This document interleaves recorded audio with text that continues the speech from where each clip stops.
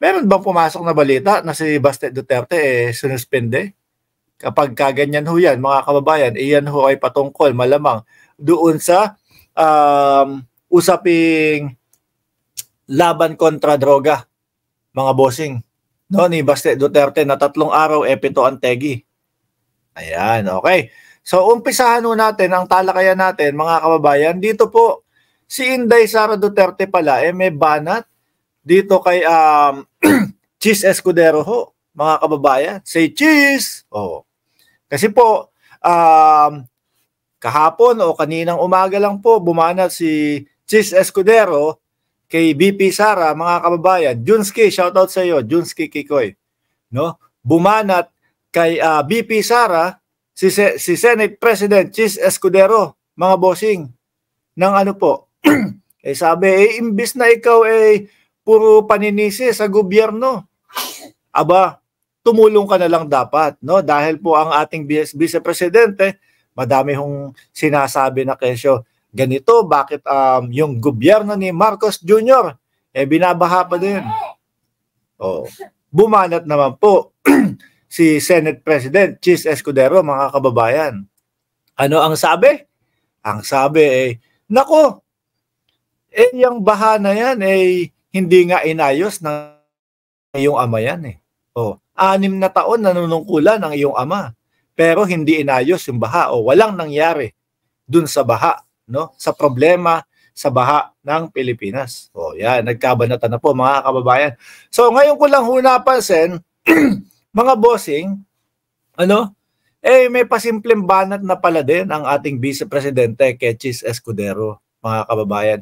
Dito po sa balita ng politiko, no? Ito po yung kinuha natin kasi nandito po yung eksakto at detalyadong pagkakasabi po ni BP Sara na banat po, no, sa ating Pangulo, kay Pangulong Bongbong Marcos, habig pala dito o kasama pala dito.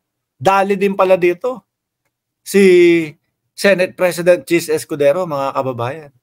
Sabi ho, in a statement posted on Facebook, Duterte laid out the qualities of a true leader, saying holding champagne glasses is not part of the job.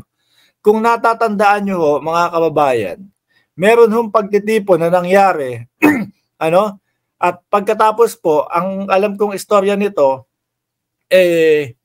kumbaga parang inalok yata ni Cheese Escudero ng champagne ang ating First Lady Lisa Marcos. Naging big deal ho mga kababayan, naging big deal ho sa mga DDS at naging big deal ho, pati pala kay Inday Sara Duterte yung ganong mga senaryo ho. Yung ganong pagkakakuha, no, ng camera, mga kababayan. Kasi ho, hawak-hawak ni Senate President Cheese Escudero yung champagne, mga bossing Hindi daw ho trabaho ng ating Senate President yun. Kumbaga parang napapansin ko ho sa kanila, mga kababayan, parang bumababaw na ho ng bumababaw yung mga argumento ho nila. Bumababaw na ho ng bumababaw yung mga napapansin ho nila. Ano po? Alam naman natin na hindi trabaho po ni Senate President Cheese Escudero yun, mga kababayan. Pero wala na ba yung pagiging magkaibigan? Hindi na po ba pwedeng, First Lady ka, tapos ako Senate President ako. Bakit ko hahawakan yung champagne glass na yan? At ang pagkakaalam ko din ho, mga bossing, yung champagne na yon, no? Cheese talaga, mga kababayan. Tapos sabay may nag-abot sa ating First Lady. Nakakalungkot lang hong isipin, mga bossing, yung mga simpleng tirada na ganyan, no? Yung mga simpleng ganyan, kala nila hindi ho mapapansin ng taong bayan. Lalo ho, mga kababayan, na nagmumukhang parang isip bata po ang ating Vice Presidente sa mga ganitong pagbana to. Although talaga namang baby face ang ating Vice Presidente. Sabi ko nga ho sa inyo no? Magalit man ho kayo sa akin, ako'y nagagandahan sa ating Vice Presidente. Maganda ho talaga ang ating Vice Presidente, mga kababayan. Kaso ho, okay na yung baby face, kesa naman yung pati ho yung mga banat na ganyan, yung mga pampolitika, nahalata natin na parang isip bata ho sila. So I am using my position, resources, and platform to be the voice to show our government officials how to command. Oh.